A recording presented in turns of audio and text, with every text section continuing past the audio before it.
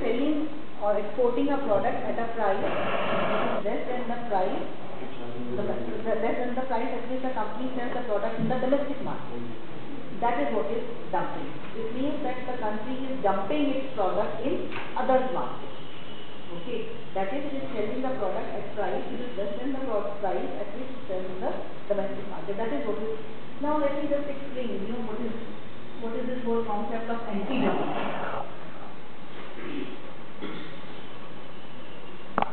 You know about WTO, no? WTO. What is the basic pillar of WTO? Is liberalization.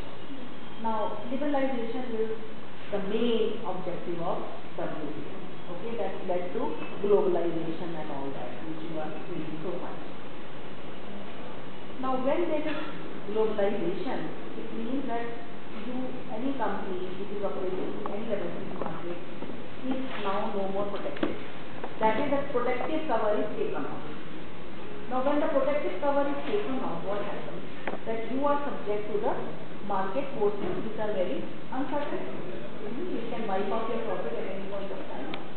So at that time, that may be for a short period, because you may eventually survive. Okay. Now for that short period, you need some sort of protection. Okay. Now, how to ensure that?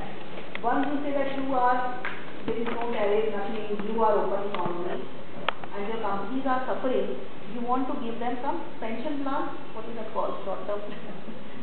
So this is basically a contingent protection measure. So this is very much within the framework of WTO. I am just trying to tell where it lies in the WTO framework.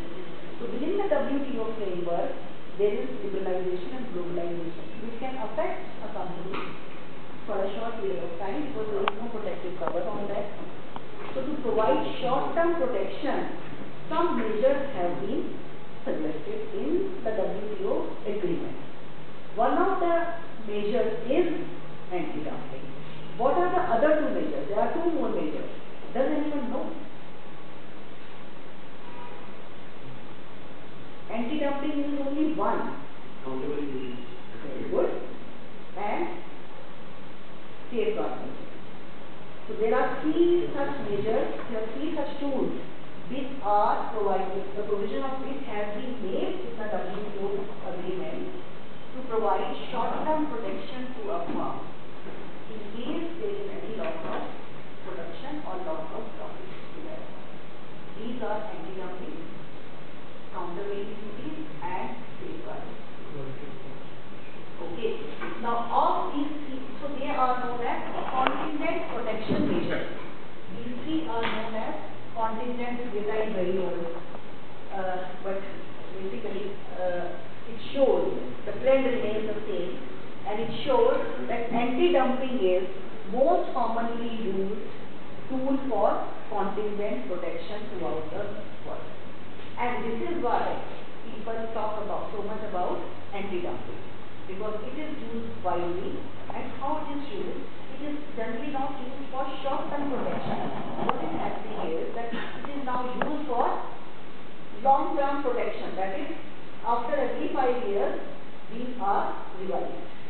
Okay. I mean, the protection is given against the same product.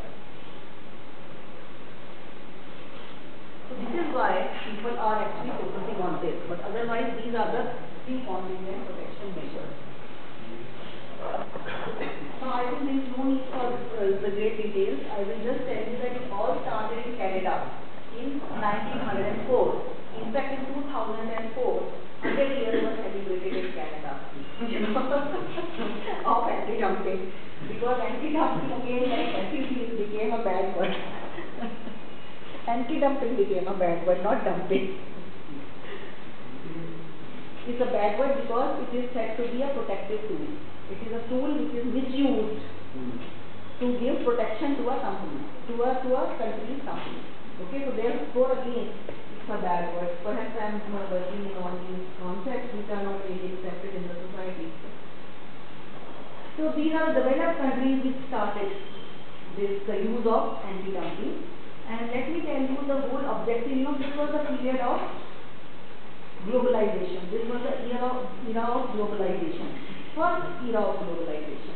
This was the second one.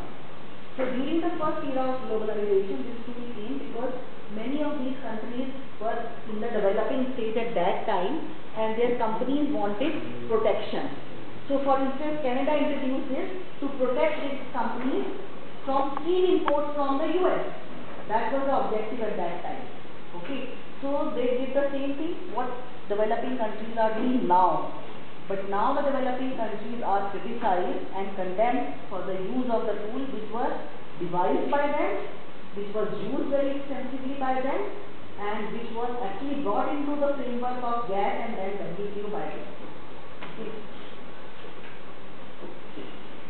Now this was the history, and gradually all these developed countries started accepting using this tool during this period.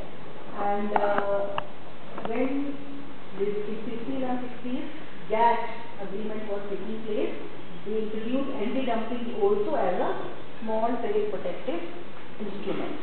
Okay. Now it was not very significant at that time.